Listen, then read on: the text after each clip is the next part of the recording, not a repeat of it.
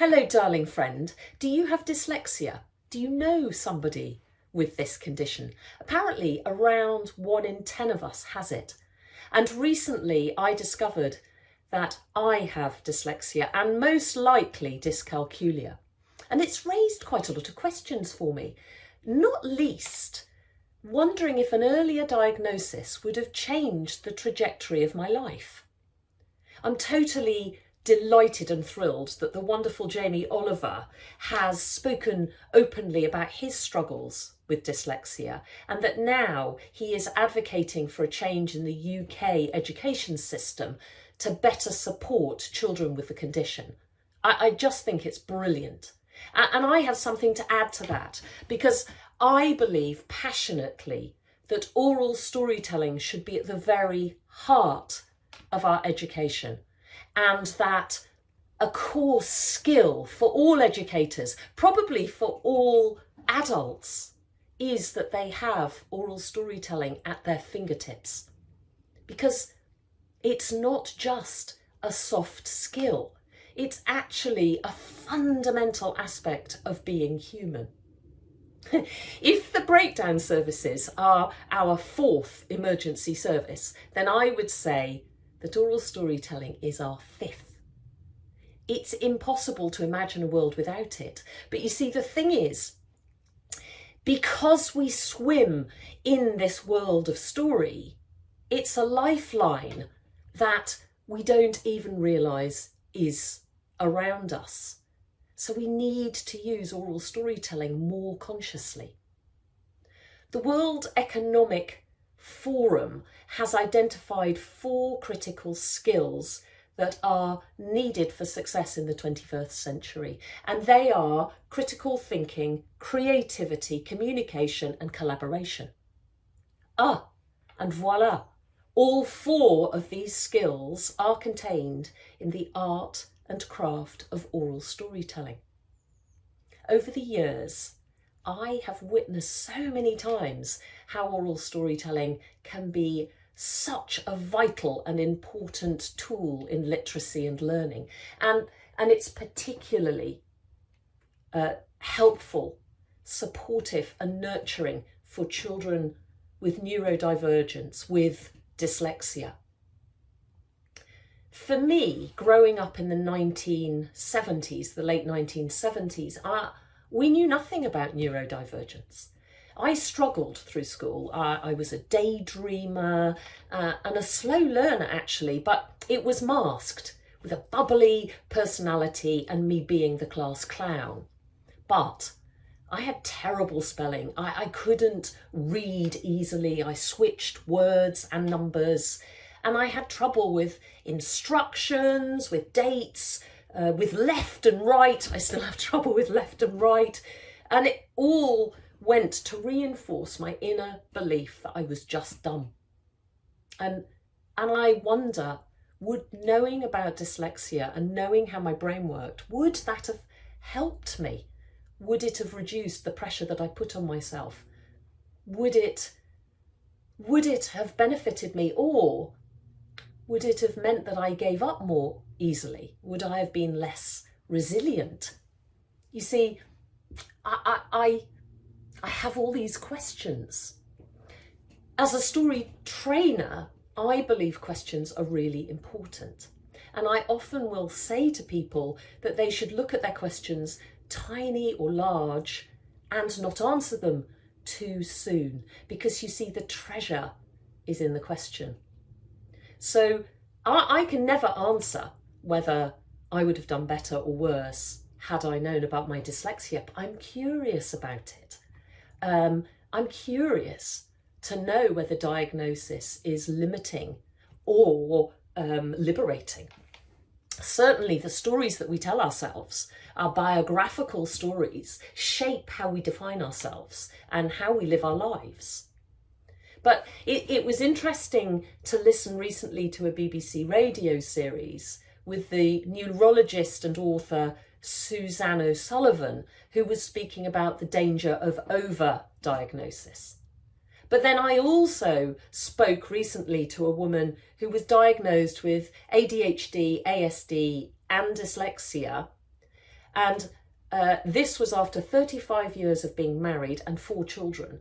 And she said to me, all the disgust I felt for myself just fell away.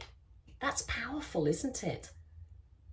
With hindsight, I can also see that the struggles and the difficulties that I had with processing was a stick with which I beat myself.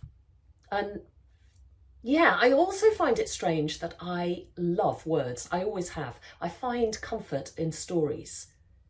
But more recently, I've realised it's the spoken word that gives me that joy and comfort. So when I was younger, in my 20s, I was a theatre manager, and I was overwhelmed by the amount of reading. Reports and policies and industry news, and I couldn't skim read. I can't skim read. So I felt anxious. I got up early, I left late, always trying to catch up. So actually I gained most of my knowledge from radio, from colleagues, from speaking to people, but also from a sort of an instinct and an empathy. So if I ever succeeded in those roles, it was because I told a good story and I was able to persuade, but I was also able to listen and make connections. So this shift in my understanding, in understanding a little bit more about how brain works, has definitely lowered my anxiety, and it's given me permission to find new ways to tackle the challenges that, I have undoubtedly faced in the past. So, for example, I dictated the first draft of my book, 7 Secrets of Spontaneous Storytelling, and I dictated it onto my phone, and I wonder, would I ever have got round to writing it if I hadn't been able to do that? And then when my publisher asked me to write a bibliography, I was quite surprised, I realised I hadn't learned from books. I'd learned from people, from courses, from conversations, and from observing the world around me. It's been fascinating because I'd never really considered it all before. So these questions that I'm asking have been really important in just helping me to be me. For years, I have masked what I saw as my failings and my inadequacies, and believing that I just had to try harder, be better. But I'm starting to acknowledge that there are creative advantages to being dyslexic, a quirky imagination, thinking outside the box, entrepreneurship maybe. And it's inspiring to see how many people around, how many famous people, but also how many friends and family have dyslexia and who use it to their advantage. So now I'm probably less afraid to ask for help. I'm less afraid to acknowledge, to recognise that I have a preference to talk to somebody rather than to email them, and to understand that I don't need to be more than I am. Yeah. So would an earlier diagnosis have been good for me? I would certainly have been kinder to myself. I probably would have followed my dreams sooner. I maybe would have had less doubt. Maybe. And my self-esteem would definitely not have taken such a battering. Maybe I'd have found a different way to beat myself. So, am I delighted about the campaign to support those with dyslexia? Yes, yes, yes. And am I thrilled that this might lead to a change in the education system to acknowledge these different ways of learning? Yes, yes, yes. Am I convinced that oral storytelling plays a fundamental part in supporting people's literacy and learning, and particularly those with dyslexia and neurodivergence? Oh yes, yes, yes. There's a link to the article I wrote in the Observer magazine about my dyslexia. It's below, so you can have a read of that if you like. Tell me what you think. Have you suffered from undiagnosed dyslexia? And does a diagnosis limit or set you free? And is that true if you've been given that label as a child or as an adult?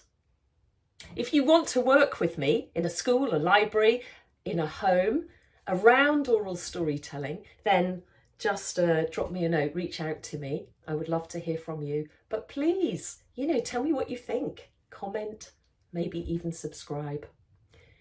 Thank you for letting me just share some of these thoughts with you today. Have a great day.